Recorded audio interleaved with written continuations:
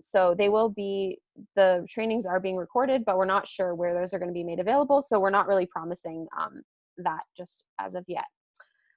Cool, lots more California, Saskia from Panama, Seattle, Mexico. Oh, Pennsylvania, cool. Okay, now I learned tonight what PA stands for.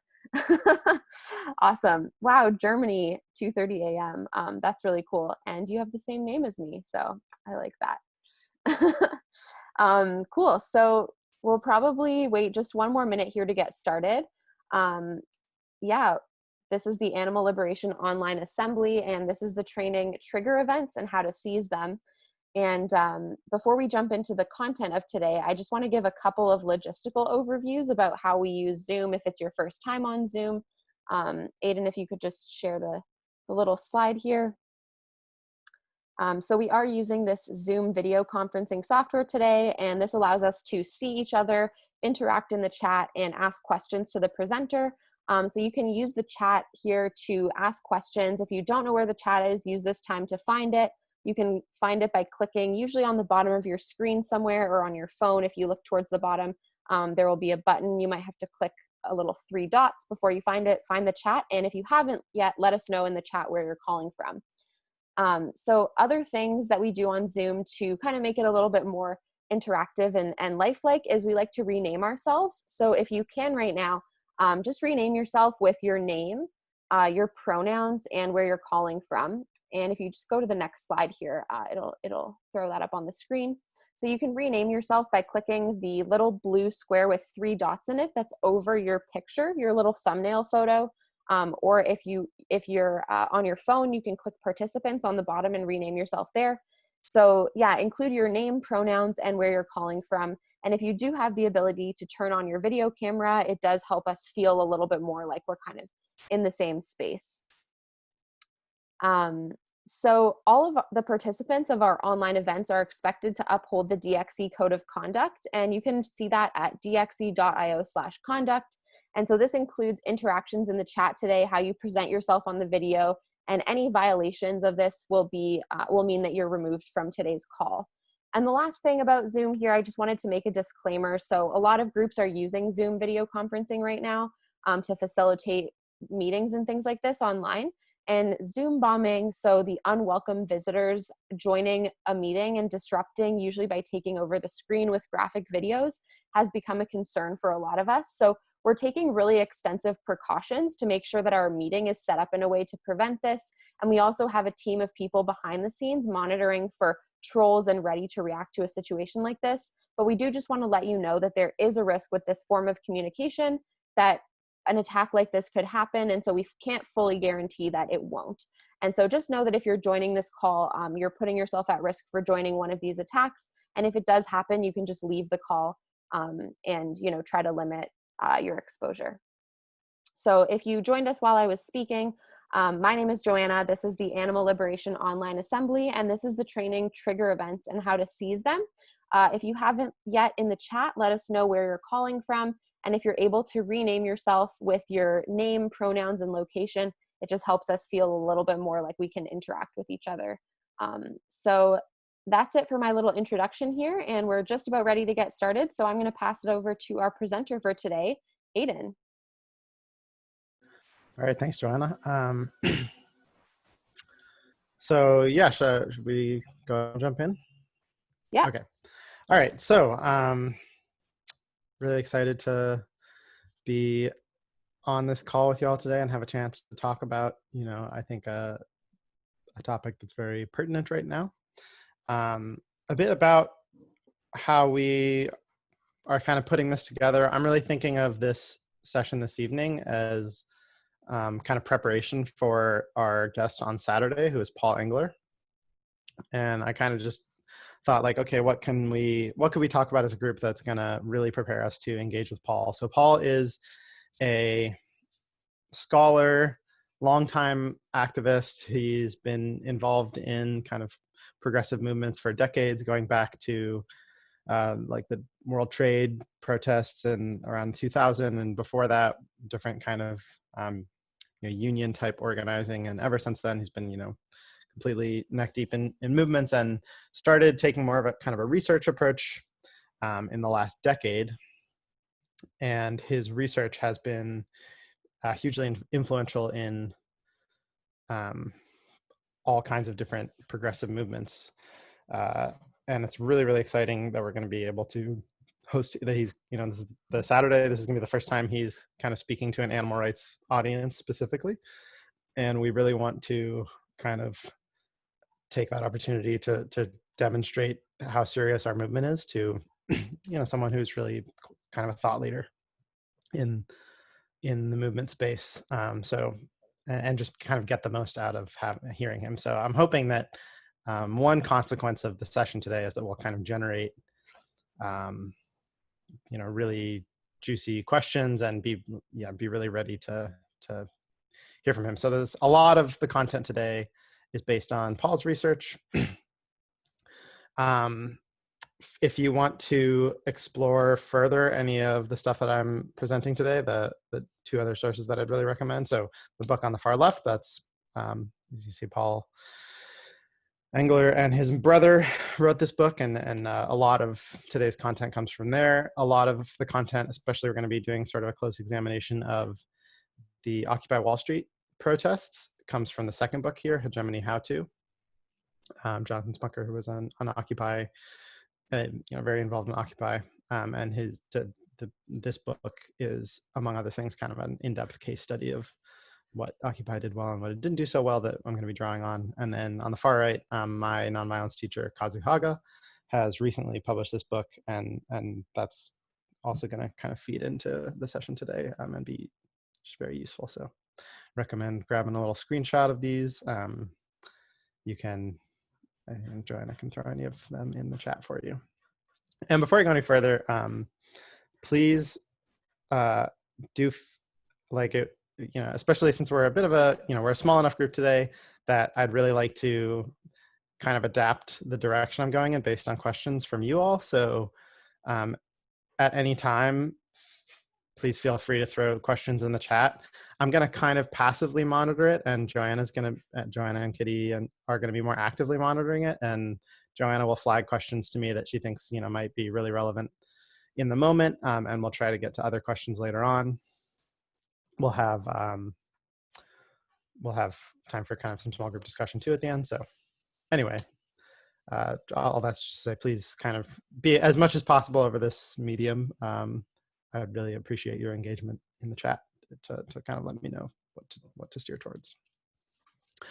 So calling this training about trigger events or trigger moments, and what a trigger moment is. I'm borrowing this. It's not, there's not, a perfect clear definition anywhere, but this is one way that Paul Engler describes trigger events in This Is an Uprising. So it's sudden events, could be natural disasters, economic collapses, pandemics, wars, famines, or more explicitly political events. Really anything. The content of the event is immaterial compared to kind of like the impact that it has on some kind of social issue. So it somehow an event that changes politics, changes economics, and most importantly, kind of changes the way that the public and even the political elites are viewing an issue. Sort of defined by this quality that during a trigger event, things that were previously unimaginable quickly become reality. And so think about, of course, the reason that we're wanting to explore this topic today is because of the coronavirus crisis and how much this represents probably the largest trigger event in any of our lifetimes. And this is something that has brought issues or kind of positions or ideas that were seen as very fringe even just a few months ago, such as universal healthcare or universal basic income, and either made these seem very plausible or actually happen. So, universal basic income happening on a very small scale in the United States, on a larger scale in other countries that weren't really taking it any more seriously a few months ago. And we, of course, think the question of animal farming and the urgency around ending animal farming has the potential to be highlighted by this crisis, if we can capitalize on it. So that's really what this session is going to be about. So I just gave a few and I shared an image, but what are some other examples of trigger moments? And this could be ones that have happened in your lifetime, and just throw these into the chat. Could be something that's happened, could be something, kind of a category, could be something that hasn't happened yet, or, but just any, and it could be for any issue, it could be specific to animal rights, or it could be, related to some other political issue. Okay, yeah. The Rodney King police beating, absolutely. So video of Los Angeles police officers savagely beating on a black man who they'd pulled over, um, sparked enormous protests and across the country. The Wet'suwet'en protests, solidarity protests in Canada. Yeah, Sarah. So like, that's a good example. Quickly. Or as 9/11 was probably the largest trigger event in most of our lifetimes before this one. Solidarity protests in Canada are maybe a reaction to a trigger event, a response to a trigger event. So what was the kind of trigger event that sparked all those things, or that all those things are responding to? Yeah, the murder of Michael Young. A lot of times police attacking or murdering black men have been really, really pivotal trigger moments in the last decade. Pepper spraying of some people during Occupy. So often that's a great example of a trigger moment that was kind of engineered by a protest movement, right? So people were already out protesting, but police responding in a certain way to the protest, which was a video of, I want to say it was in, it's coming to mind that it was in Milwaukee, but a video of police kind of arbitrarily pepper spraying a woman who, clearly was not being aggressive. And that really galvanized a hugely more media attention to the protests. And with that media attention and kind of the outrage about that police violence led to a lot more people to come out. Yeah, 9/11 leading to war. So 9/11 is an interesting case, and it shares a quality of another example we'll talk about later, where there wasn't actually an immediate protest response to 9/11 that was very large, but it took a couple of years for the Iraq war to really take shape, and that was when a huge protest response came out. Okay, yeah, so I think you all get the idea of what trigger events are. I haven't seen any like specifically about animal rights, and that may be because we haven't had a lot of examples where the animal movement has capitalized on trigger moments. But so let's take another like minute and just, what are some trigger moments that could happen for the animal movement? Yeah, Blackfish is, I think, a good example where, even though it wasn't that anything changed other than just information being presented in a certain way, but that really galvanized, it really changed the way people thought about the issue. So that's a great example of a trigger moment. The Anita Krantz pig trial, fantastic example. Anita had been out giving pigs water on the same corner for years and years, but suddenly when she got arrested, that totally changed the dynamics. It was way more interesting to the press, created this great opportunity for a kind of a performance in court that brought a lot of people into the movement. So Cecil the Lion's murder, yeah. I think I might say Cecil is an example of a trigger moment that our movement didn't handle very well. And a lot of what we're going to be talking about today is what does our movement and what do movements in general need to do to kind of actually be prepared to capitalize on these trigger moments. Because a key quality of trigger moments is, in reality, they're happening things are happening all the time that movements could kind of harness and use to dramatize the underlying issues that we're talking about. So the difference comes down to how ready is the movement to seize those moments. So let's talk about what that looks like. And we're going to talk first about, to understand trigger moments and how historical movements have kind of engaged with them, going to break this down into kind of two traditions of movements, two traditions of progressive social movements, and how they each think about trigger moments. And we're going to see that trigger moments are a central idea, and really help to define these, like the way that these two different traditions conceive of trigger moments is really a huge part of how we define them. And this definition, these two groups, comes from Paul Engler's work. Well, that's not true. It was well established before Paul Engler, but I'm sort of going to draw on his work to present it. So the first tradition we'll talk about is called mobilizing, which is, in other words, kind of the mass protest, the tradition of mass protest. And this is this, people who really think of movements as these big spontaneous mobilizations, right? We've got a picture of Hong Kong here that's kind of really captures how the mass protest tradition takes shape, which is, pressure builds up over a long time and then it bursts into these huge spontaneous protests. People who've never really been political or politically involved are suddenly out in the streets wearing, masks to ward off tear gas. Mass protest, it values being highly disruptive. It's all about, causing a huge amount of disruption, forcing business as usual to grind to a halt. It tends to be very fluid and kind of anarchic, without, it's just all these people coming out. They're not looking to leaders. So this is where we get this idea of like really leaderless movements, or, that's a word that's used to describe the Hong Kong protests all the time. And the mass protest tradition isn't really hugely oriented towards trigger events. Like if you think about, all of these big spontaneous protests, they are always, what's the difference between when one day no one's in the streets and the next day tons of people are in the streets? There's some kind of spark. So thinking about, the Arab Spring, which is a kind of quintessential example of mass protest type social movements, the self-immolation of this Tunisian fruit vendor was the spark that all this pent-up frustration, required that trigger event. And that was what made everyone decide, okay, tomorrow is when we're going out. So the mass protest tradition, Frances Fox Piven is an advocate of this tradition. And this quote kind of, captures how she's thinking about it.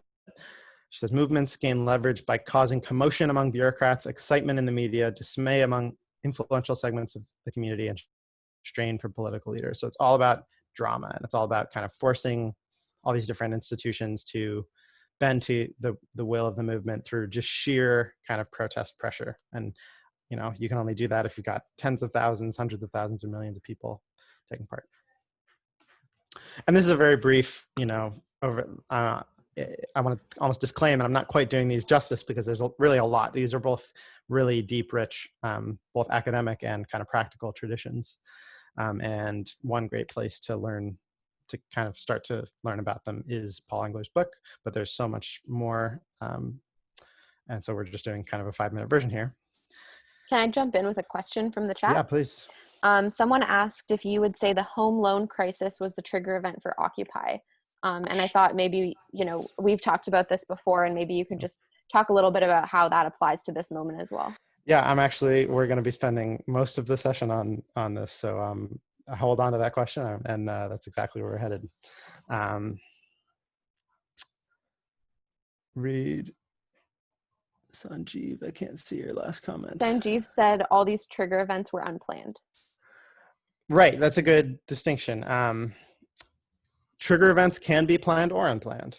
So a lot of, as we're thinking about, okay, well, let's hold that question in mind and see how actually we might want to get to a point where movements, once we're kind of strong enough and savvy enough, why wait for a trigger moment to present itself? Like, let's engineer our own trigger events. So absolutely a trigger event could be a planned thing, but often it's about being receptive to. So actually, I'll give an example about that is everyone's heard of Rosa Parks. And probably all of you on the call kind of may be familiar with the spiel already, but, in the way that kids are taught about Rosa Parks in school, and I'm sorry that what I'm saying is different from the slide, so just ignore the slide for a minute. I'll even temporarily stop my share so that it's not distracting. What, kids are taught in school about Rosa Parks is that she was, this tired old Black lady who, she was taking the bus home one day, and she sat down in the white section, and she was so darn tired that when the bus driver told her to move, she was just like, I'm not going to move. I'm too tired. And, then civil rights happened. And that's, there's so many holes in that story. Rosa Parks had been, an active movement organizer for decades. And the Black leaders in Montgomery, Alabama, where this happened, had been planning specifically a bus boycott. They had identified the bus system as, a vulnerable point in segregation, in the ideology of segregation. And they were trying to figure out how to kind of launch this. So they were looking for a trigger moment.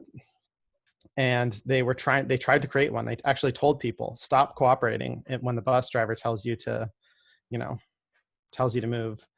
They had people specifically out in the community not cooperating. And there were other people who got arrested, just like Rosa Parks did, and different things about the circumstances of her arrest made them decide that wasn't the case that they wanted to really highlight. So they kind of waited and were patient until they had a case where, the police behaved specifically badly, and the person who got arrested for doing this was, really prepared, because they knew that she would face, whoever it was, would face a lot of aggression from kind of white folks in the town. So that was entirely an engineered trigger event, and it's, perfect quintessential example of a trigger event, right? It sparked a huge year-long boycott with 98% of the Black population of Montgomery participating. So that's a great question, Sanjeev. Okay, back to our slides here. So we talked about the mobilizing, the sort of mass protests, very romantic idea of how movements work, where it's, leaderless and spontaneous. And on the other side is the organizing tradition, or the structure-based organizing tradition. And the organizing tradition, by contrast, it's all about slow and steady. It's really incremental change. It says, okay, let's get a few people together on a really local level in our neighborhood and just identify what's a couple problems just at the neighborhood level where that we could identify and start kind of organizing around to solve, and then just very slowly build from there. Do this in every neighborhood, and eventually we'll have, every neighborhood in the city, and eventually we'll have every city in the state. And because it's, because of that approach, it has to be highly disciplined. And so the organizing tradition is all about really these specific methodologies, like people who organize in these types of groups. Unions are a great example. They all, there's so many kind of shared ideas and shared strategies, and they're always kind of sharing these different ways of, a lot of kind of communication about, the exact right, they're trying to get organizing down to a science. And the organizing tradition, because of this kind of slow and steady disposition, is actually quite wary of trigger events or external stimuli. Their disposition towards this is kind of saying, we're making our plan, and we want to build really slowly and sustainably. And we think that if things blow up suddenly, then actually it's just going to burn everything out, and it's going to damage the kind of underlying work that we're doing towards real change.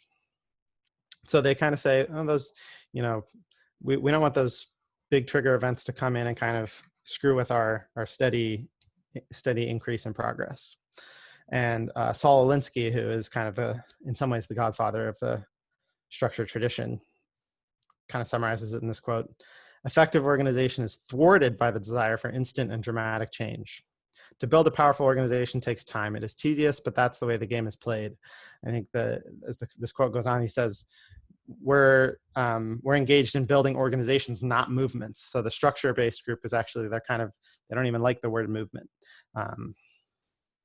And yeah, so they're really thinking, playing the long game. So we're gonna spend a next good chunk of time on Occupy and the 2008 recession and foreclosure crisis. And we're going to look at this both, basically as an extraordinary trigger event, maybe in some ways on par with 9/11 in terms of how fully it disrupted American society, at least. And of course, this was both of those really were worldwide trigger events. And we're going to look at how these two different traditions reacted to that trigger event. And it sort of perfectly shows their strengths and their weaknesses. And then we'll go from there. So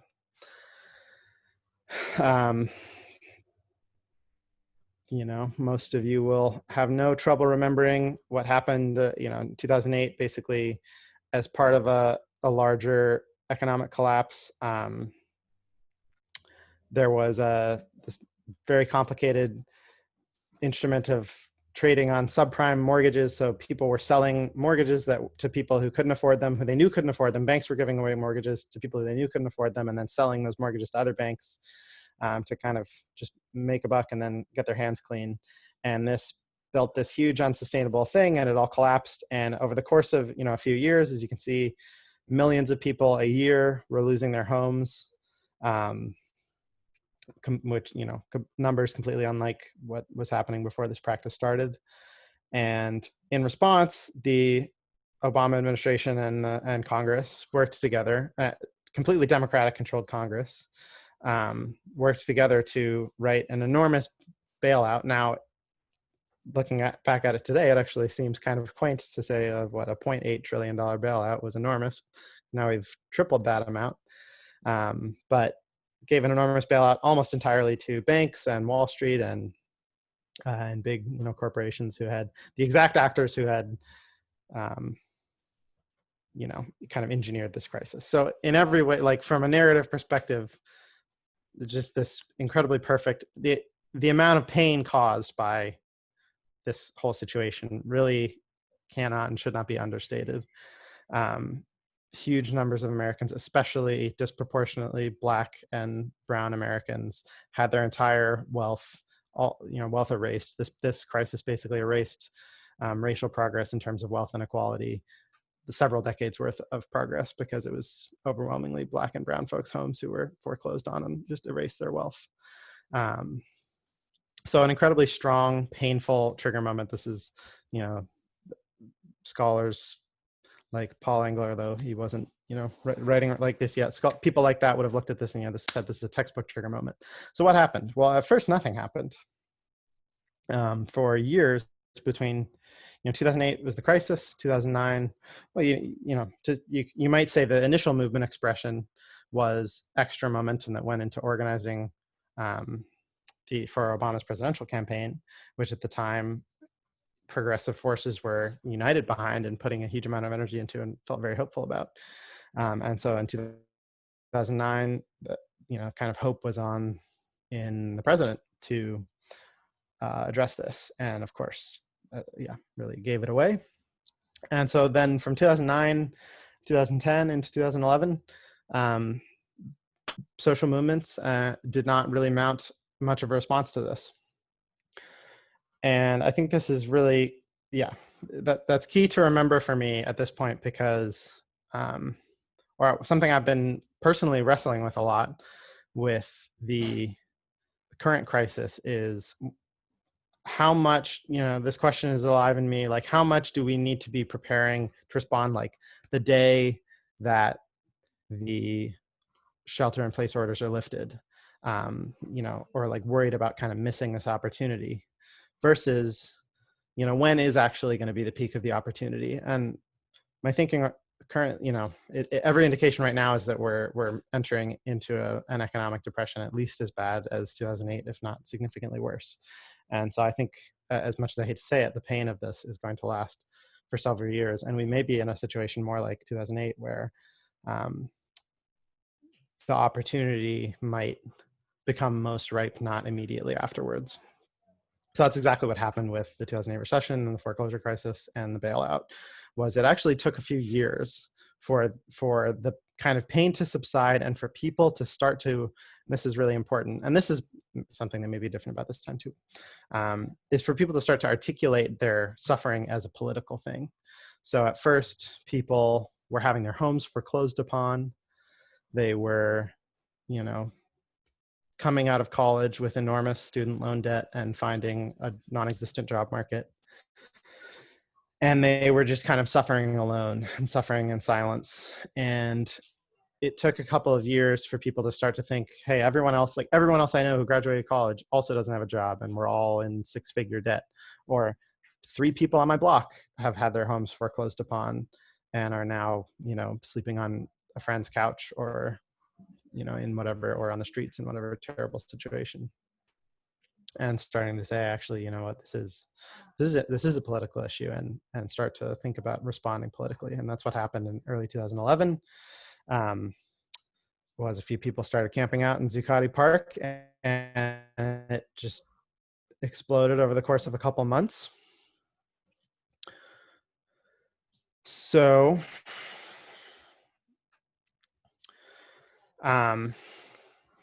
yeah, so what was Occupy? So, well, let's start, like, if folks want to share, like, what do you know about what happened during Occupy, or kind of like the activity of the Occupy movement.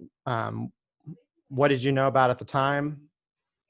Kind of what made the news, or what really defined, like, what Occupy was doing? What were they doing camped out there in the park?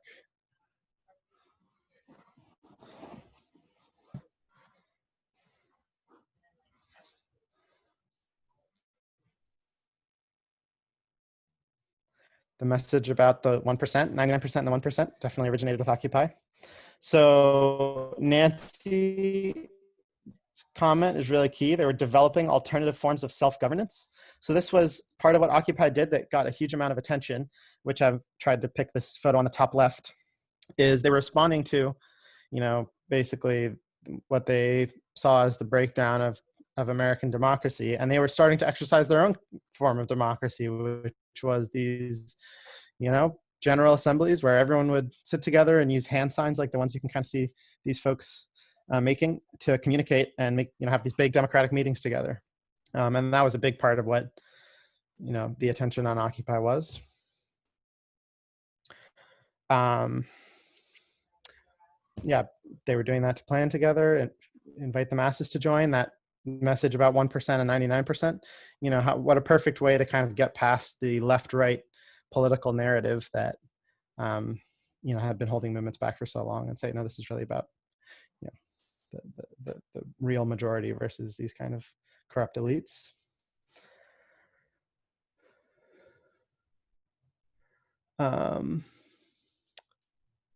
No central leadership. Yeah, right. Again, and we'll actually question that a little bit, in terms of what the leadership structure of Occupy was in reality. But they were certainly projecting this kind of leaderless, direct democracy kind of thing, inviting famous people for publicity, sharing food and shelter awareness. Yeah, Nancy, I'm starting to wonder if Nancy was involved in Occupy, because she's got lots of good answers here. Okay, that's a yes, great. Occupy was doing a lot of, like, mutual aid. Oh, maybe you should be giving this talk, Nancy. You can correct me if I make any mistakes.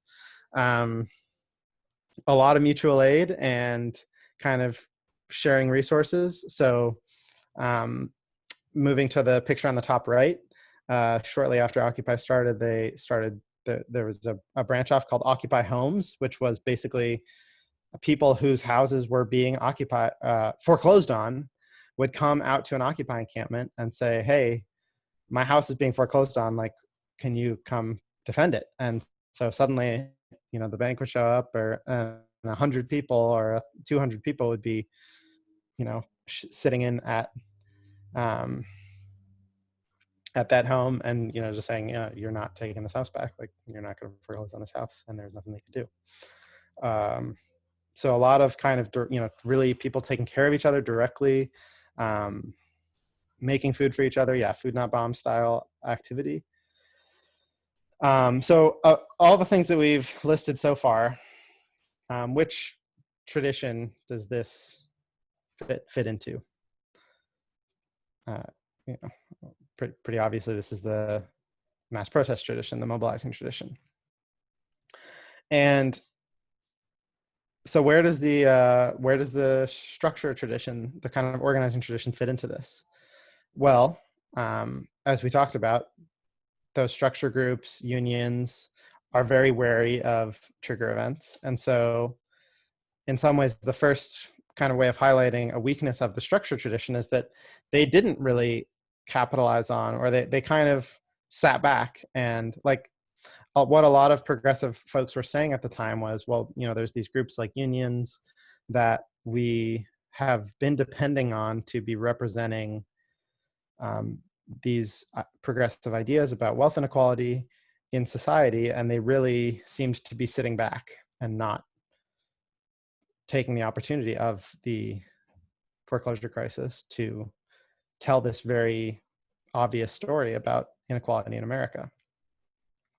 So at first, for years, in those years between 2009 when the bailout happened and when Occupy started, a lot of people were kind of thinking, oh, there's these professional organizations, they'll do it. And it took until 2011 for people to say, oh, actually, that seems like no one is stepping up, no one is really saying this.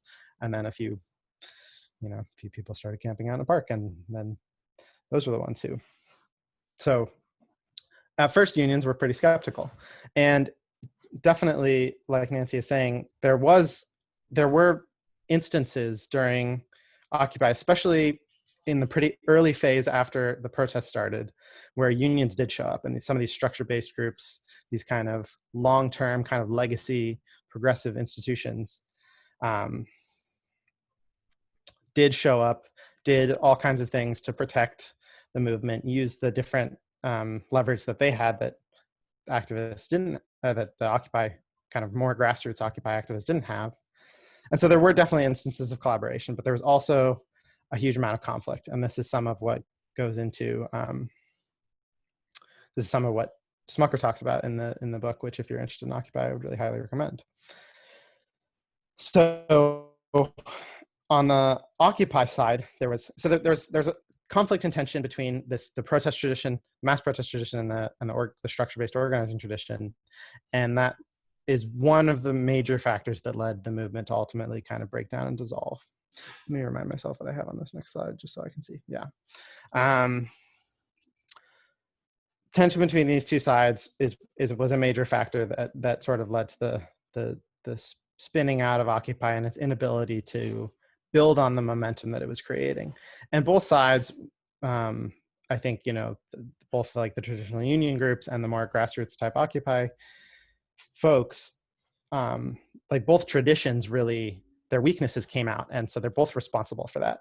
So on the union side, there was a lot of that more kind of conservative element, and a lot of union people, this is another big distinction, members of unions came out in big numbers and were really supportive. Union leadership, the folks who are kind of more conscious of this this organizing tradition, were much more skeptical, and they were slow to give their support, and they were kind of unwilling to let their, they were worried about kind of losing their own union's message inside of the larger message of Occupy. And so they were always kind of seemed hesitant. And on the other side, the issue with Occupy was going back to those big general assemblies. Well, it turns out, looks like, oh, here it is. Yeah, it turns out those general assemblies were not actually a very good forum for decision making. So this is Jonathan Smucker, who says, General assemblies at Zuccotti Park operated as brilliant theater, dramatically juxtaposing a visible participatory people's movement against a rotted political system that has effectively disenfranchised most Americans. So again, really juxtaposing this beautiful kind of direct democracy with the brokenness of an American political system that had just given away $1 trillion to criminal banks, basically. But on the downside, the general assemblies were not actually functional forums for serious decision making, such as what would the terms of an alliance between these labor unions, these big national labor unions, and this kind of ragtag group of activists, how negotiating the terms of an agreement like that proved completely outside of the scope of what these general assemblies were capable of.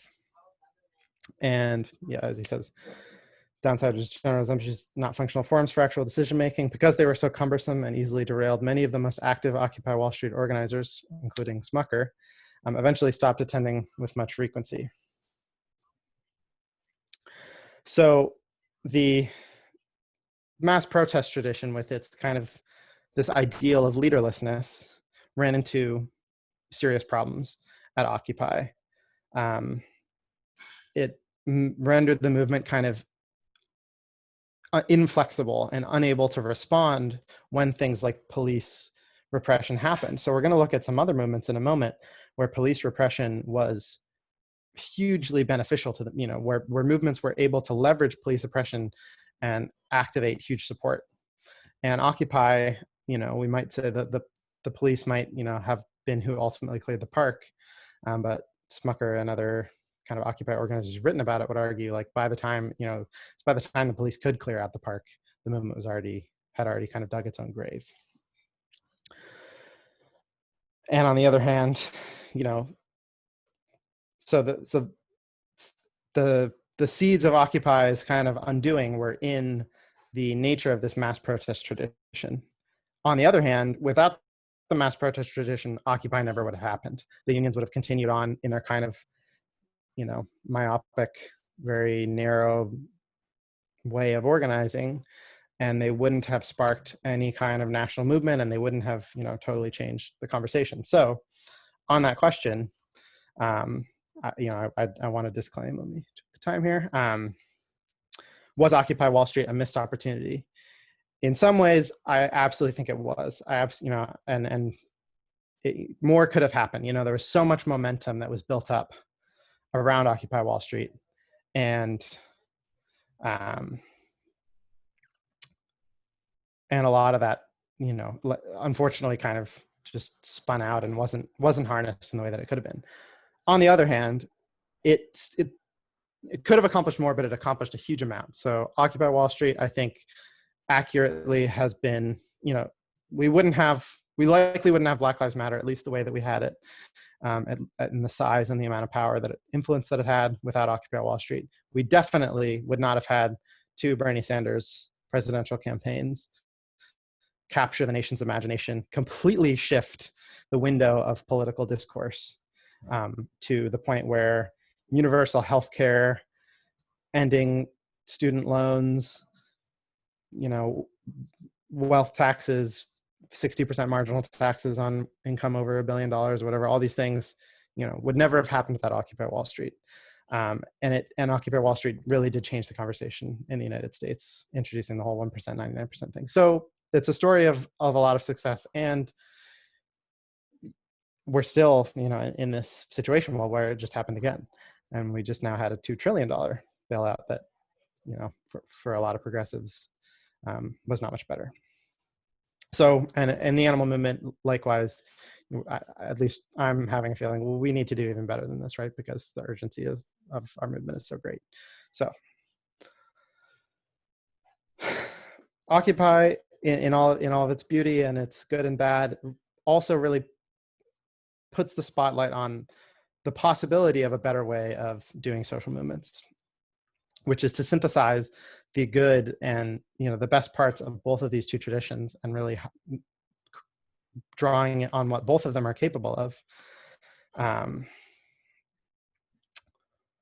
to the point where, so to sort of create a new tradition. And this is what Paul Engler's work is very self-consciously doing.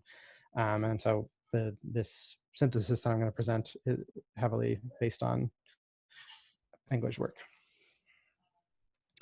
A thinker who predates Paul Engler, who was thinking in a similar way in terms of kind of starting to move beyond these 2 traditions and seeing, the good in both of them, was Bill Moyer, who wrote a book called Doing Democracy, which is maybe feels a bit antiquated now and has been well integrated into things like Paul Engler's This Is an Uprising. But for those of you who might be more kind of interested in the history of this thought, is a very good read.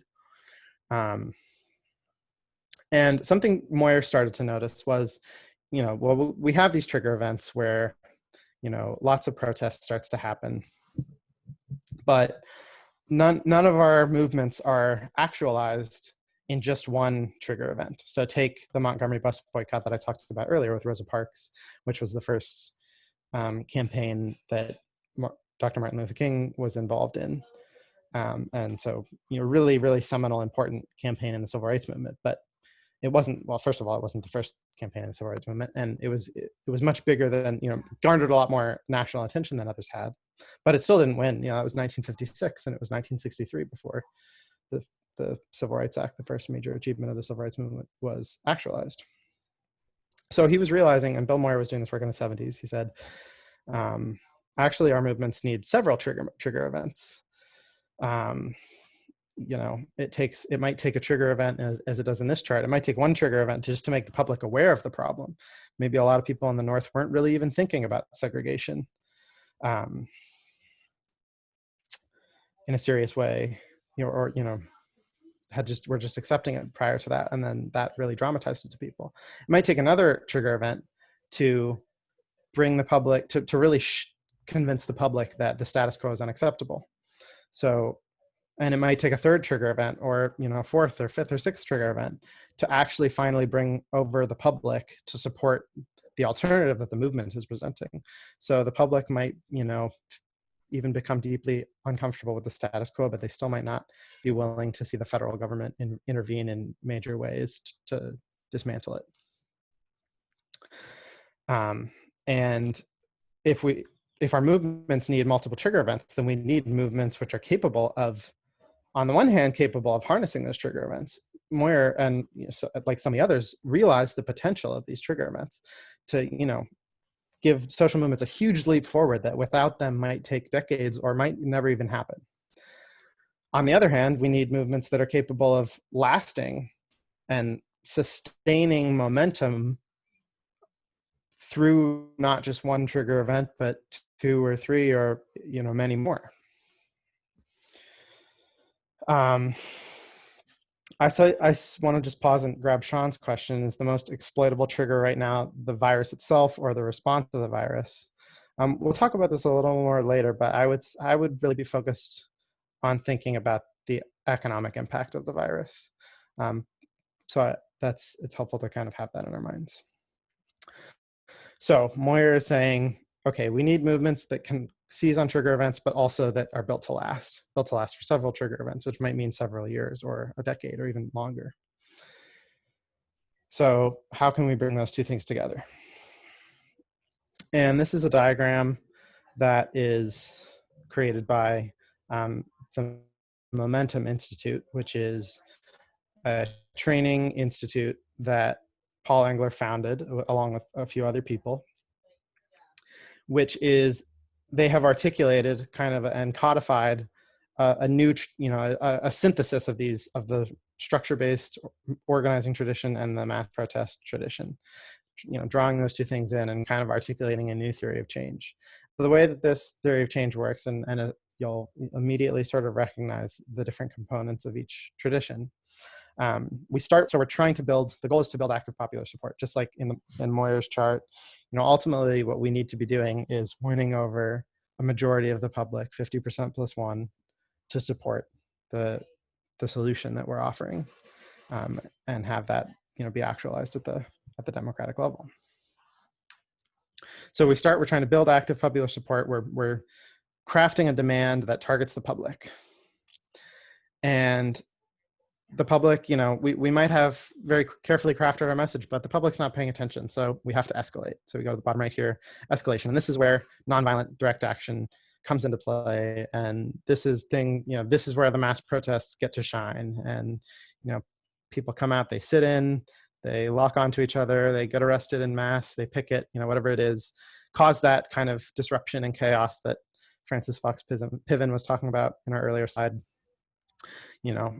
Give a headache to the power holders, but more importantly, it's about bringing in more people and getting more attention to the issue from the public.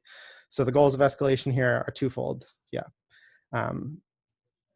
Getting attention, getting public attention in a way that will at least make some members of the public change their mind and supporting the movement, and then a few of those people, a few more of them, getting them to become actively involved. So now they're coming to meetings. And so that's where we move to the bottom left, absorption. And this is where the organizing tradition comes in. So we bring in people through mass protest and we absorb them into a well-organized, disciplined movement organizations that are capable, built to last for years and to grow consistently over time, and to be able to pivot and adapt their strategy and have decision making systems in place, agreements about how decisions are made, so that they can go negotiate with other groups or negotiate with the government if it comes to it.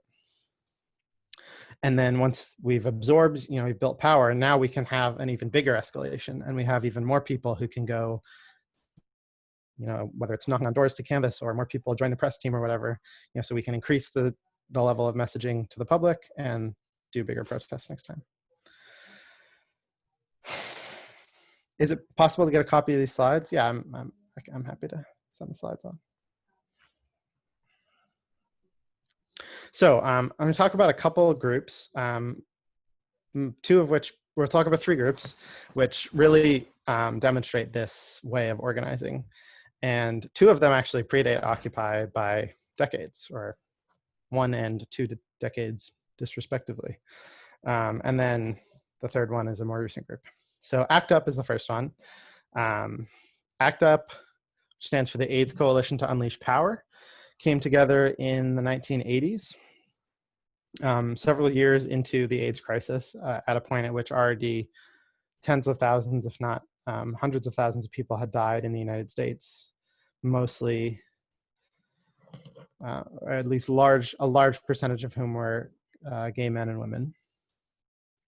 And it was sort of born out of these gay men and women's support groups. So these were social groups and mutual aid groups that were not really engaged in protest or engaged in kind of politics. They were just trying to offer help to each other. And, really a lot of people were catching the virus. A lot of people were dying, and they were just trying to sort of get their immediate needs met. And after a few years of this, they started to say, oh, you know what, without serious intervention from the government, we're just going to keep dying. Intervention from the government in the form of a huge investment in researching new AIDS drugs, which at the time it was not doing at all. Years into the crisis, President Reagan had not once said the word AIDS in public. He's just completely, categorically, deliberately ignoring it because it was seen as something affecting this kind of stigmatized group. Jesse Marks recommends How to Survive a Plague, which I think is a movie about their campaigning. There's also a film on YouTube called United in Anger, which is also, both are very, very good. So that same process we were talking about earlier of a group of people sort of starting to articulate their problem as actually a political one. And very intuitively, without being connected to any of this academic literature, for the most part, there was a couple people in the group who were more connected to the academic literature, but for the most part, these mostly started in New York. People sort of intuited something about the possibility for synthesizing these two traditions. And they were, as we'll see, not shy at all about incredibly edgy confrontational protests.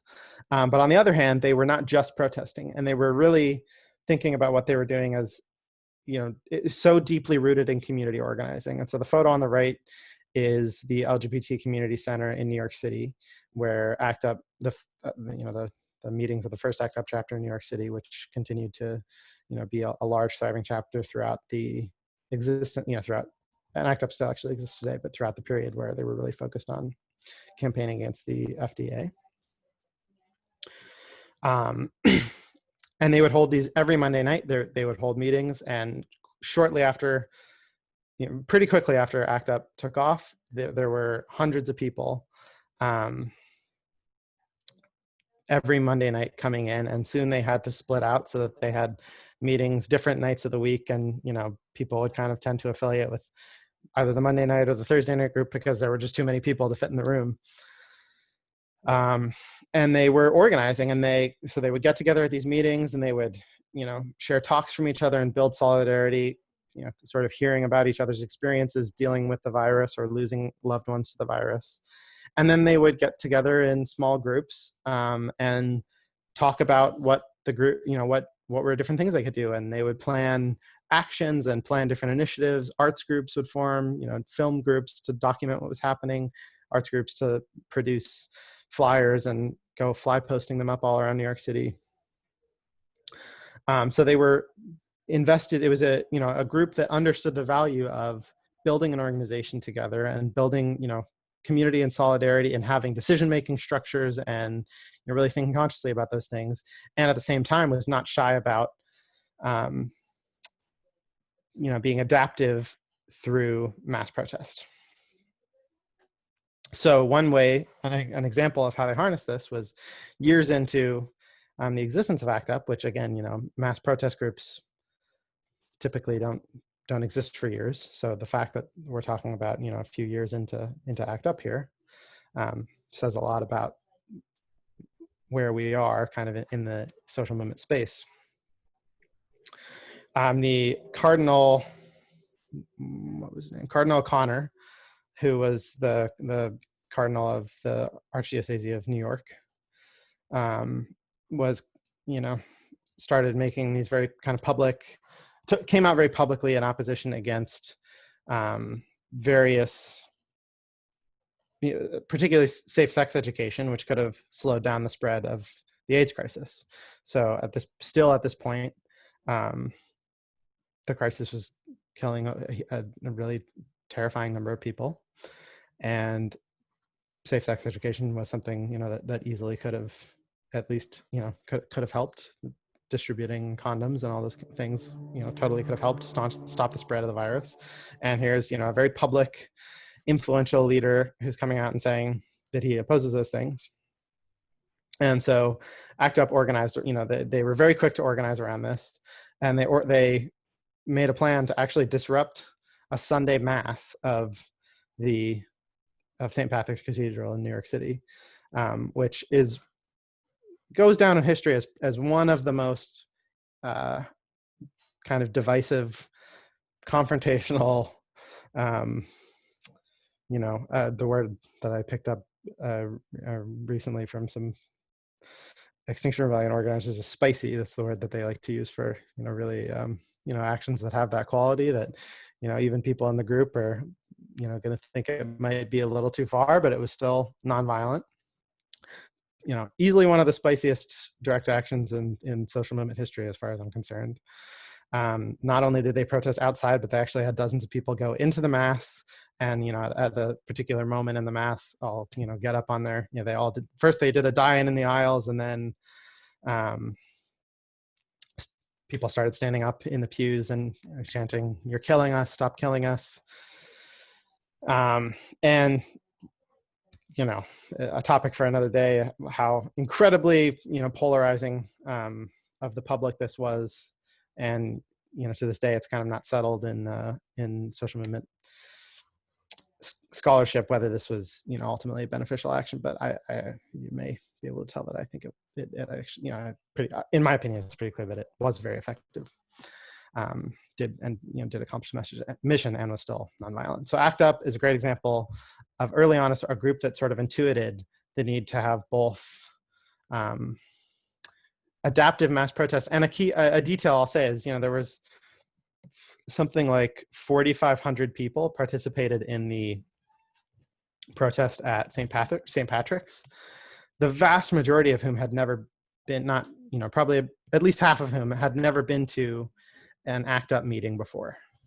So they weren't, that's really where you see that mass protest tradition coming out, is that they design their protests to bring in people who hadn't been coming to the meetings, and unions wouldn't do that as much, or don't, kind of have this more kind of insular quality, or this really kind of, you only would even hear the protest was happening if you're in the group. Whereas ACT UP was really, they understood the need to have that core of people who was organizing, but for their protests, they wanted them to be bigger, and they would try to bring in lots of people.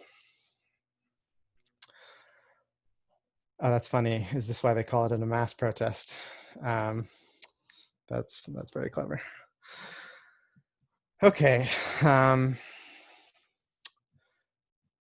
Chloe's talking about the Quebec student movement. Unfortunately, I don't know a lot about it, but there are a lot of other examples of the hybrid between structure or mobilizing and organizing. So one more that is one that Paul Engler focuses on a lot is the Serbian Revolution, which sort of from 1998 to 2002 was engineered by this very savvy group, student group called Otpor, which is what's written up here on the top right. And yeah, Otpor, very similarly, they built a plan. These students got together, and over a year of kind of thinking and talking and researching, they came up with a 4-year plan of how they were going to engineer the overthrow of a very unpopular dictator. And they built an organization that was capable of kind of engineering. So Otpor is a great example of where they engineered all of their trigger moments. They came and had each of these escalations where they had these very measured escalations to push the regime a little harder and get the regime to push back a little harder, just hard enough that the group could kind of bear the level of repression that came and leverage it and draw attention to it and bring new people into the movement. And so the next time they could push a little harder and the regime would push back a little harder, on and on until they basically were able to engineer a massive general strike. And I'm not doing this story I'm really not doing any of these stories justice. And I, again, would encourage you to check out any of these books to hear more about them. But Otpor really goes in depth into, This is an Uprising really goes in depth into the trajectory of Otpor. And it's fascinating and awesome and has lots of relevant lessons for us. And the last group I'll share, very recent one, many of you are probably familiar with, is Extinction Rebellion, which is one of this sort of new cadre of social movements from the last few years, which were sort of conceived and designed looking at the research specifically of Paul and Mark Engler and people in their close orbit and other more recent research. So all, including sort of the books that the Jonathan Smucker book I was talking about, looking at Occupy, really drawn like sort of these movements on the cutting edge today of social movements.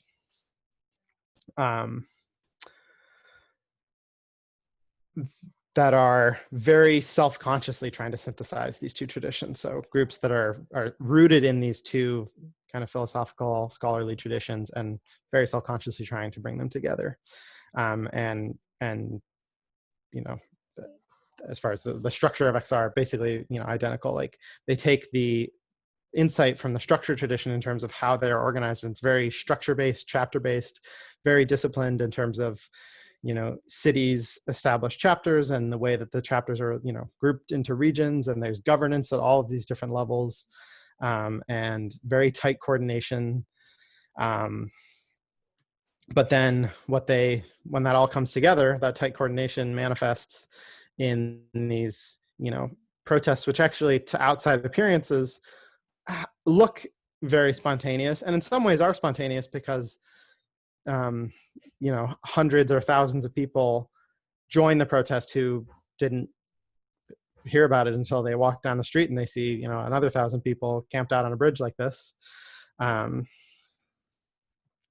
they join. So there's an important word Engler uses to describe these as attractional movements. So really the theory of change here is we're trying to, rather than I'll say this, and this will basically be my last point on these two traditions, and then we'll kind of move into the next phase of the call. So the organizing tradition takes a relational approach to organizing.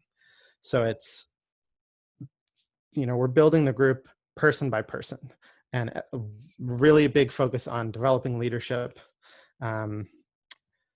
And, so person by person, we hold a union meeting and we get a few people to come, and we take each of those people and we, through a lot of conversation with them and training with them and close one-on-one mentorship, that's how we build our groups is, person by person, relationship by relationship. So really relational organizing is the keyword, is relational. On the other hand, the mass protest groups grow through attraction. So they're attractional groups, meaning that they, rather than, going person by person, they just try to create a big fuss, and all the people who are drawn to that, they kind of count on the fact that hundreds are, if they really are tapping into a common grievance, that hundreds or thousands or millions of people will join them when they see what they're doing. And groups at the intersection of this, which is this new kind of way of doing things, is often called momentum, the momentum approach, so momentum organizing. We try to do both, right? So we want to attract a lot of people in through the sort of mobilization way of doing things. And then once people are here, once people are on the bridge, we say, well, hey, actually, and we have this organization that's behind all of this, making this possible, making sure there's a kitchen here that's preparing food for everyone, and making sure, there's legal observers, like this person in the bottom right wearing an orange vest is a legal observer. So that, every time people are getting arrested, there's, we're kind of on top of our game. And would you like to join? And then, so the relational aspect kicks in. And we're trying to build kind of a symbiosis between the attractional aspect and relational aspect, which turns out to be, that they complement each other perfectly. So it's very easy and very powerful. Not easy, but simple, not easy. Okay.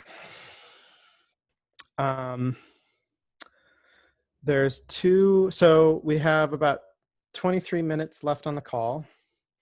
Maybe the first way, we could start with sort of questions together as a group. So just like time for a Q&A in the chat. And then we'll send everyone out into small breakout rooms, and we'll have a chance to discuss this question on the screen. So maybe for now, ignore that question on the screen, and we'll have a little Q&A. So I'd love to hear any questions. And I'll start. So go ahead. If people have questions, feel free to put them in the chat. I did save a couple that seems not to be touched on from before. So Sanjeev asked, this might be something that, we take to the breakout rooms, but Sanjeev said the meat industry is taking a huge hit. We could possibly look at all the killings they are / will do of animals they can't handle.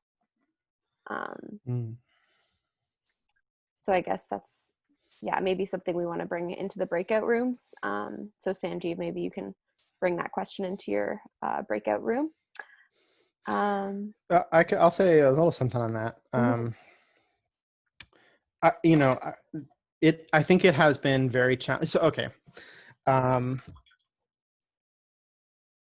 It's been very challenging for the animal movement to make trigger events out of individual instances of violence against animals, because it's so normalized.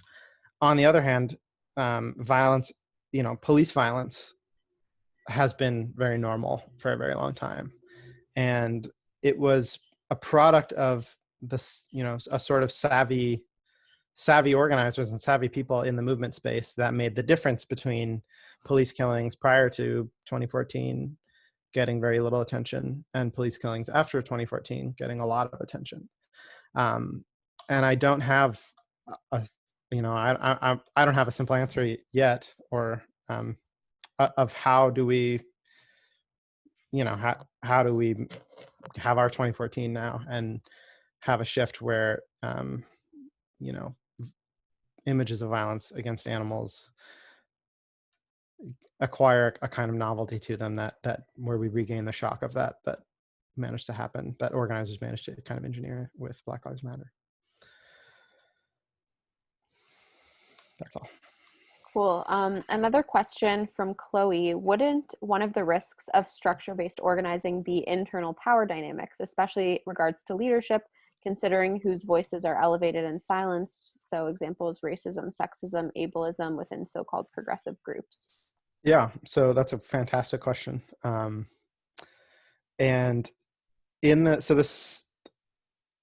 the civil rights movement is another, we could have done a whole amount of time looking at how the civil rights movement, in a way, the whole ecology of the civil rights movement was a place where the structure and mass protest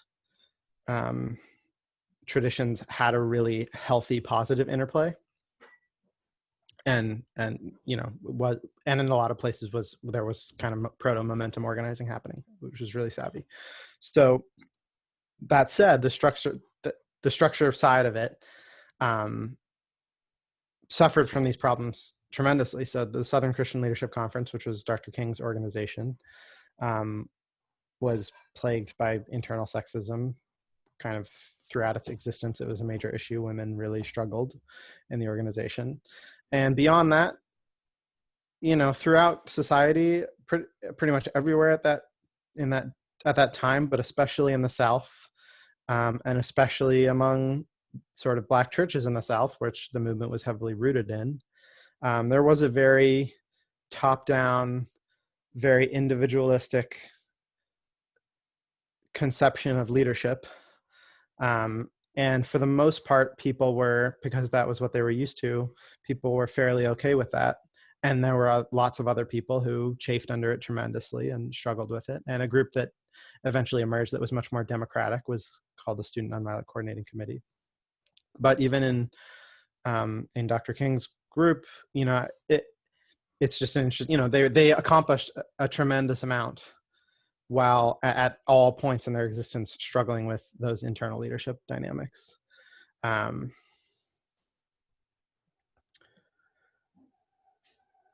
So since then, society's changed a lot, especially the left. Progressive movements have changed a lot, and there's a sense in which we are a lot less willing to tolerate kind of shitty, unfair power dynamics in our groups. And something that I can tell you firsthand, Extinction Rebellion is wrestling with this a great deal. We've wrestled with it in Direct Action Everywhere and in other groups in the animal movement. Finding and I think this is an existential question for social movements, finding a way, a relationship to kind of internal group power and leadership that is going to empower us. I'll stop there. Another question or two that might be related depending on how you answer the first one. So the first one is from Sean. Is the most exploitable trigger you see right now the zoonotic virus itself or the response to the virus, i.e. social distancing, tracking and tracing, etc.? And Tanya asked, you mentioned harnessing the economic fallout from COVID as a trigger for the AR movement. So can you talk more about how to do that? So what I meant by that is that, and I'll preface this by saying in no way am I suggesting or advocating that the social distancing restrictions should be eased sooner than I'm absolutely in favor of the restrictions that we've sort of made as a collective, and the economic pain from all this is going to be staggering. And economic pain is, there's economic pain that's like very wealthy people's stock portfolios decreasing in value by 30%, and that's not what I'm talking about. I'm talking about, at this point, 26 million Americans who've lost their jobs, and jobs aren't probably going to be there when the restrictions are lifted. So if we are going into a depression, then there's kind of two issues. One is like, how desperate are people? And that's what we saw with Occupy, is that really people had to be very desperate to come out the way that they came out for Occupy. And that's, that in some ways, that's what makes trigger moments valuable for social movements, is they lower the threshold of willingness for people to come out into the streets and sit down on the road and lock themselves to things and do all these uncomfortable antisocial things that normally people don't do. So there's an aspect of a trigger moment that it has to be shocking enough to bring people out, and then there's an aspect of it that it has to be specific to what the issue is that we're presenting. There are probably several reasons that the COVID situation will be specific to us. One is, scientists have been warning us for decades at this point that factory farms full of antibiotics are breeding grounds for potent diseases, that can cause pandemics. And then on the other hand, for the first time in probably most of our lives, we've actually, most of us on this call have probably seen empty grocery shelves. We haven't seen empty grocery stores, like there's not a food crisis yet, but we've, the idea of food scarcity seems a lot closer to home now than it was before. And so the food system itself, I think, will be under a lot of scrutiny. So I guess in some ways what I just said maybe steps away a bit from the distinction between is the trigger event the virus itself or like the fallout from the virus. My expertise is not messaging at all, but I imagine the task at hand for us is to craft a message that helps people understand, how both of those are connected to the issue of animals languishing in factory farms. So it's 6:46 and we've got about 14 minutes left on the call. I know you mentioned breakout rooms, and there's a couple questions in the chat as well, but I don't know if we want to maybe do the rooms and come back and do more questions at the very end, or. Yeah, that sounds nice. Let's do that. I'll happily hang out for a few minutes afterwards to answer any lingering questions if they're good, but for now let's go into breakout rooms. So the topic, and it seems like a lot of folks in the chat are asking these exact questions. What specifically should we or could we be doing right now as as organizers and working on behalf of animals, to prepare for opportunities and that might present themselves after the COVID situation let's say after the shelter in place order is lifted, because I don't think there is going back to normal at this point. Are there any questions about the question before we send you into the breakout rooms?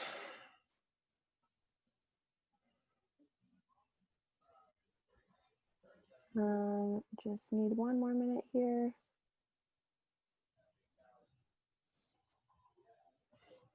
Okay, perfect. So we'll have about 10 minutes in the breakout rooms and then we'll come back and we can wrap up with any last questions. All right, we'll see you all in 10 minutes.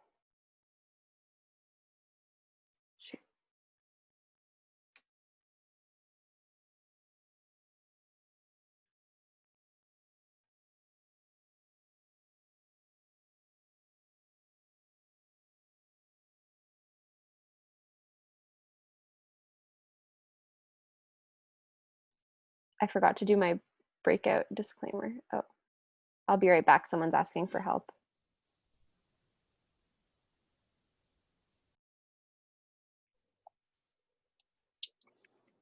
Hi. Hey.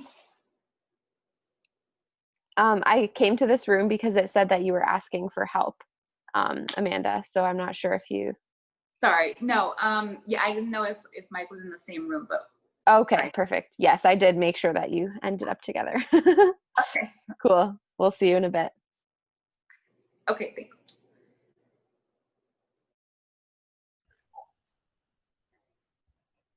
Joanna, can we pause the recording? Our breakout room activity. That was the first time that we've done breakout rooms on one of these calls. It is a little bit risky because people being able to unmute themselves and stuff, we're not, we want to make sure we're keeping our security restrictions pretty high, but it seems like there were a couple groups that had some good discussion. So yeah, we're getting to the end of our training here. Aiden, I don't know if you had any kind of final things that you wanted to say. I don't have any particular buttons other than any remaining questions. Thanks for, and I'd love to hear what people came up with in groups that were great. Cool. So if you do want to stick around for a minute or two after 7 o'clock, Aiden's going to stay on for a couple minutes to answer some of the outstanding questions. If you do need to hop off right at 7, I just wanted to say thank you so much for joining. We really appreciate everyone taking the time to be here and for us to use this time to just educate ourselves more and kind of do some skill development and hopefully, come out of this quarantine as a movement stronger together. So yeah, we do have our next ALOA event is this Saturday, the online assembly, and you can get the information for that in the same email, probably where you got this this call information, and you can register for that at dxe.io/ALOA. I'll throw that in the chat. And the last thing, some people asked about getting slides. Aiden, would it be okay if I put your email in the chat for people to just email you and request those? Yes, and also, I could just link them right now.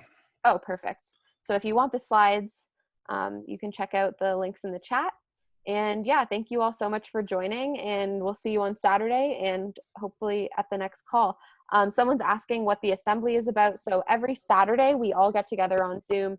Last week we had close to 700 people, and this weekend we're going to be hearing from Paul Engler, who is the author of one of the books that Aiden mentioned. This is an uprising, and he's going to be talking about a collaborative approach that we can take to social change. So we do that. We have some musical guests. We take action together online, and it's just a way for us to meet people from around the world and feel connected, and also learn some interesting things. So someone's asking, what time is it with Paul Engler on Saturday? That is starting at 1 p.m. Pacific time. The times are all listed at dxe.io/ALOA. So if you just go there, you can get all the information. And I'm also throwing the info email address into the chat. So if you do have any specific questions, or you're wondering like how the time works in your time zone or whatever, just email that, and we'll help you get set up with everything. So cool. So a couple of questions that some folks had asked before. Someone was asking about the Black Panther Party, the MOVE organization, which started protesting zoos. And I'm not sure how to pronounce this name, Mumia Abu Jamal, a vegan jailed on death row for journalism and activism. They were asking if you could touch on these. That was Nancy. Yeah, so Black Panther's almost like into like a whole new territory or like level of sophistication as far as I'm concerned. Before I address that, I want to rewind a second and back. So like we typically think of the civil rights movement, like we associate the 1960s with the civil rights movement. And it's true that the civil rights movement sort of in some ways really actualized in the 1960s on a national scale, on the national level, and the kind of hallmark victories at the national level of the civil rights movement are associated with, were in 1963, 1964. But a huge amount of the work that enabled those things was happening as early as, pretty much continuously since Reconstruction in the 1880s, since the end of Reconstruction in the 1880s, but especially picked up in the 1940s during and after World War II. And another book that if you want to get, so I'm actually currently reading a book called I've Got the Light of Freedom, which I would highly recommend as like, it's a structure-based look at this early civil rights organizing in the 1940s and 50s in Mississippi, and goes into real depth on just like the day-to-day toil for 2 decades of building up the community power that made the sort of momentum type organizing of Dr. Martin Luther King that we associate with Dr. Martin Luther King's campaigns in the 60s possible. So I saw Aura's comment that wouldn't it be great if we could be starting to build up some of that power on the community level.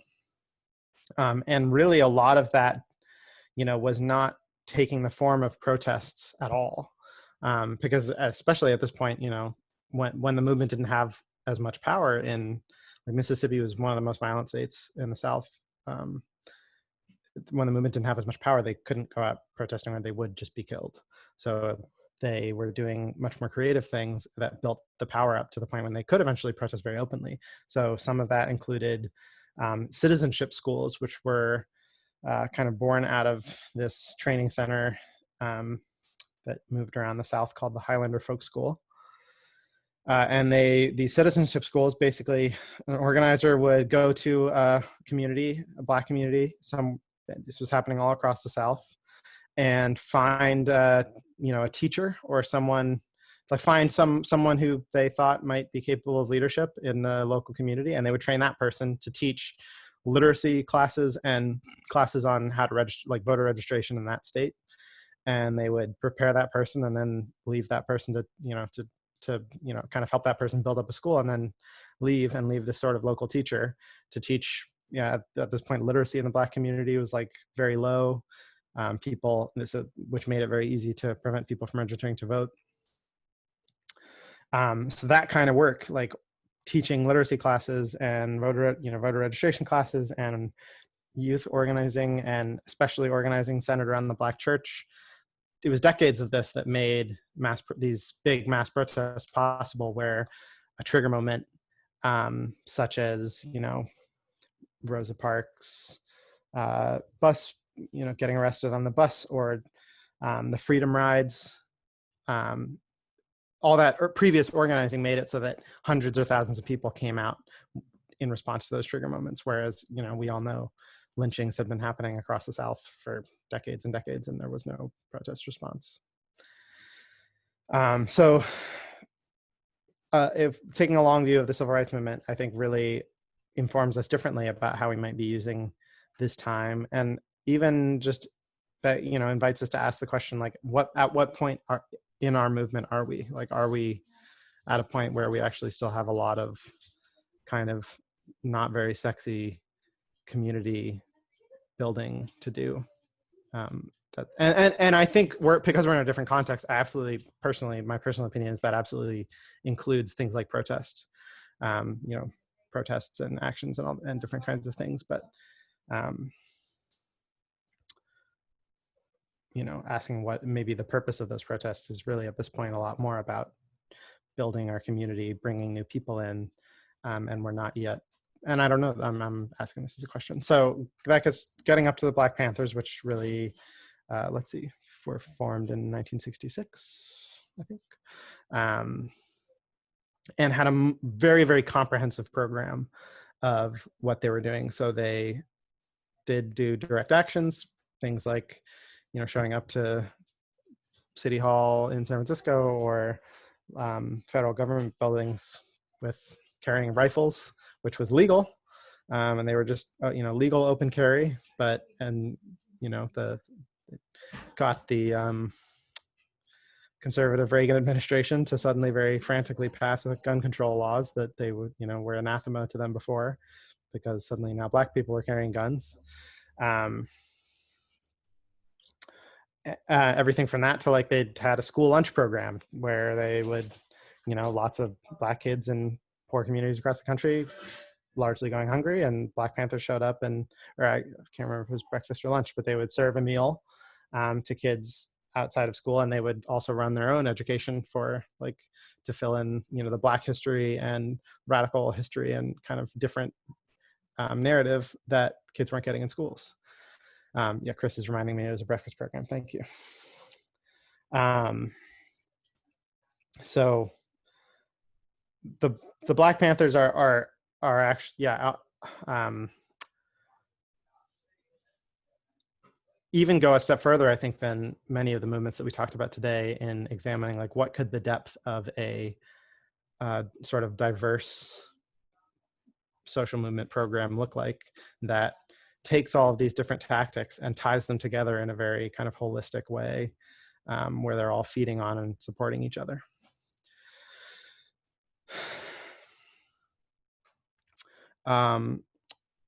Okay. Joanna, do you want to send me one more question? Yeah. Let's see. Why? Okay.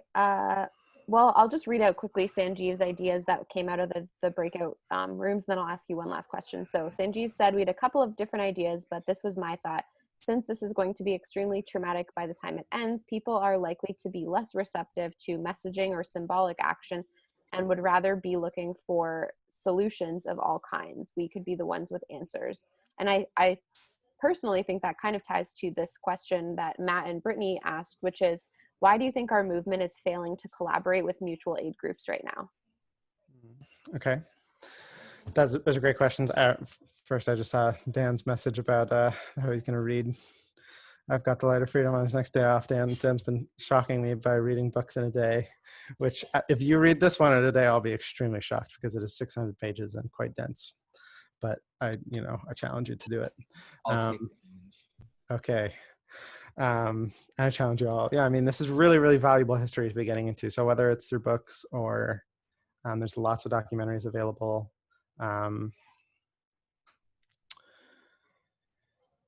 Okay, so Sanjeev saying that people are going to be very traumatized coming out of this movement. And I absolutely, so one thing is that we're already very traumatized.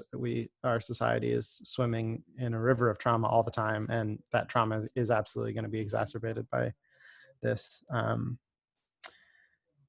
And what will that look like? I think the best question we can ask, the best way we can start to answer that question is like, what did it look like, in past times that trauma has happened? And I think Occupy is a good example where, I did criticize the sort of structure-based groups for being slow in their response to the foreclosure crisis. And I think to a degree, it probably had to be a few years. I'm kind of, this is very much hunch and intuition, but I suspect it kind of had to be a few years between when the crisis really peaked and when people started to activate politically around it. For the exact reason Sanjeev is naming, which is that, when there's a time when people are so in shock and are needing so urgently to kind of tend to their own needs, that they're not really interested or receptive in or that it makes it hard to expand our imagination. I think this is basic psychology. This is, what Maslow's hierarchy is all about, that when our food and shelter isn't secure, then we can't really think about big other things. But what we see with Occupy is that with a couple years past, that dynamic sort of flipped, and people actually were willing to think creatively. In some ways, we're forced to think creatively and in really big terms that we're kind of, just like using the language that we've been using around trigger points, outside of the realm of discourse. So the kind of terms and the nature of the discussion that Occupy was provoking in 2011 was kind of inconceivable in 2007, at almost kind of the zenith of like neoliberal expansion of capital. And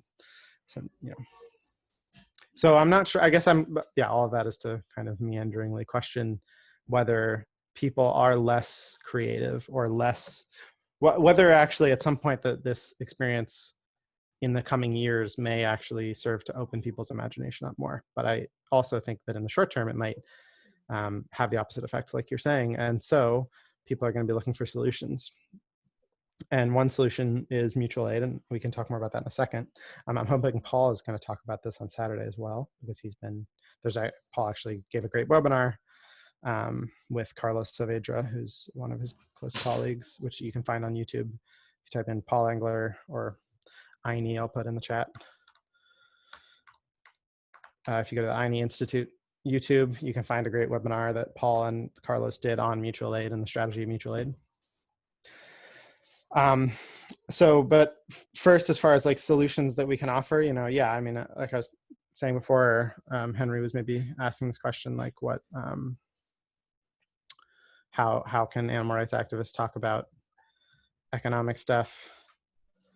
And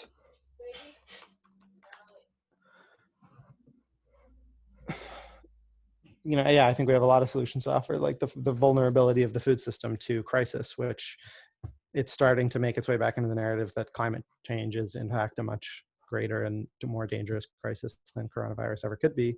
And it is a food crisis, and it will result in large scale hunger, and it will probably result in, something resembling food shortage in the United States and Europe in possibly the next decade or two. And so, we know that having a food system that's based on producing animals is a hugely vulnerable way of producing food. It's very fragile. It's vulnerable to crisis and disruption. And so that's a solution that we can offer. I think I'm worried that I've drifted from the question. So why has our movement not been engaging more with mutual aid? That's a really good question. I may not have a better answer to that than whoever asked it.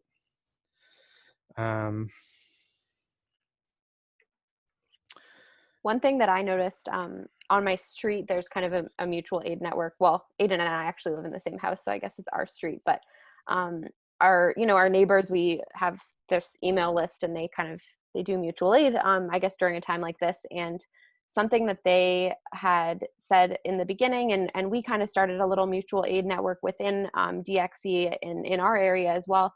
And something that was more prominent, especially towards the beginning of the lockdown, was like not really enough demand. Like there were a lot of people who were willing to help out, but there wasn't really that many people who were reaching out saying they needed help in any way. And I feel like that has kind of increased a little bit. Like in the last week or so, I've been seeing, a little bit of like more requests for people to receive assistance. But part of me wonders if that speaks to maybe, like the street where we live is like a certain demographic of people living here, and like within DXE as well, like maybe it speaks to kind of the the diversity of our community.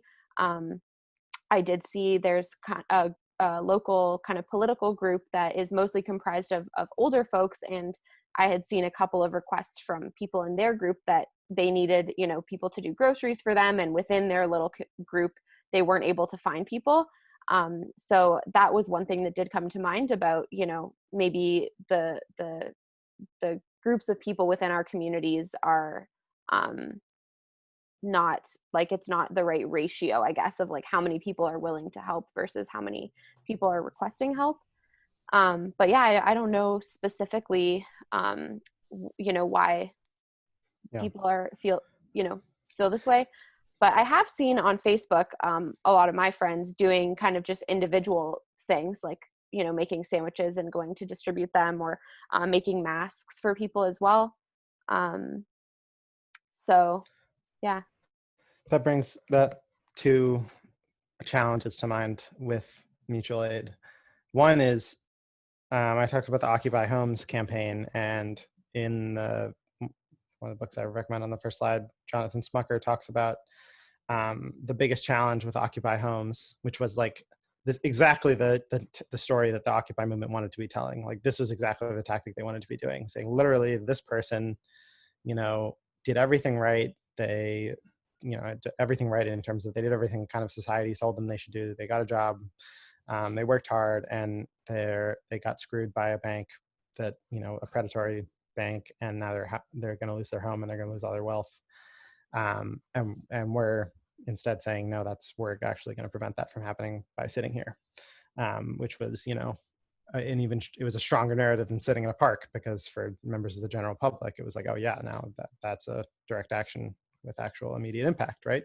So this was what they wanted to be doing, and they were so excited when the first person, like it was, no one thought of it, and then a woman actually showed up to, I think it was Atlanta, Occupy Atlanta, and she's like, hey, my home's about to be foreclosed on. Would any of you come out and do this? And everyone was like, oh my gosh, so exciting. Yes, yes, yes. But from that point on, the biggest challenge with Occupy Homes was finding people who are willing to have Occupy help them, because so many people were ashamed that their house was being foreclosed on. They accepted what the bank and what society was telling them, that this was their fault. This was a consequence of them being irresponsible. And that they struggled with that, throughout it didn't happen as much as it could have happened if they had more people willing to come along. So the same kind of dynamic Joanna was talking about, that oftentimes in our society, it's very hard to ask for help because of it's culturally very hard to ask for and accept help. And then a second problem is, one of the biggest challenges, I think, with union organizing, so unions being kind of the quintessential example of the structure-based organizing we were talking about. Unions, there are a lot of unions and there are a lot of people involved in unions. If you took all the people involved in unions around the United States, you could have you could have a pretty large social movement on your hands. But because of the way that unions sort of form by appealing to their members' immediate material interests, they say, you work not just their immediate material interests, but to some extent their spiritual interests, appealing to their dignity in their workplace, but not appealing to like a political issues or this very kind of non-ideological approach that most that sort of Alinskyites really, those structure-based organizing type people really adhere to this non-ideological approach of like building the unions. Well, that means once the union is built, if they've built a successful union, it's sort of built around the premise of taking care of its membership rather than kind of a larger political mission. And so there's been a challenge of kind of transforming mutual aid efforts into larger political action. And not to, some of my I've done, very occasionally had the opportunity to participate in like some Food Not Bombs service, and some of my friends do it very regularly. And from it, and it's very valuable work, and it should happen in and of itself. Like it's a thing that doesn't need any further justification to happen. But if we're concerned with building mass protest movements, we haven't yet necessarily figured out how to translate those efforts into momentum for larger social, and that's a really perfect question for, this is exactly what Paul's going to be talking about on Saturday, is this idea of social movement ecology and the different parts, the different components of social movements, are like, the groups doing mutual aid and the groups focused on changing the dominant institutions, and how can those groups come more into alignment and start to feed off of each other, which I think is like the cutting edge of progressive movements right now. But, well, I think, yeah. Oh yeah, I was going to say, I think that's a good note to end on. Just another plug for Saturday. So I know we're about 20 minutes over now, so I did want to just kind of keep us on track and wrap things up. But I just did want to say a huge thank you to Aiden for putting together this presentation and for presenting here tonight. And thanks to all of you for joining. I'm not sure if she's still on the call, but also thank you to Amanda. Amanda has been doing ASL interpretation and does them every Saturday, and sometimes I guess on these calls as well. So yeah, thank you so much, Amanda. And yeah, thanks to you all for joining, and go to dxe.io/ALOA if you want to register for future events and get more information. And yeah, we'll see you all on Saturday. Have a good night, everyone. Bye. Bye.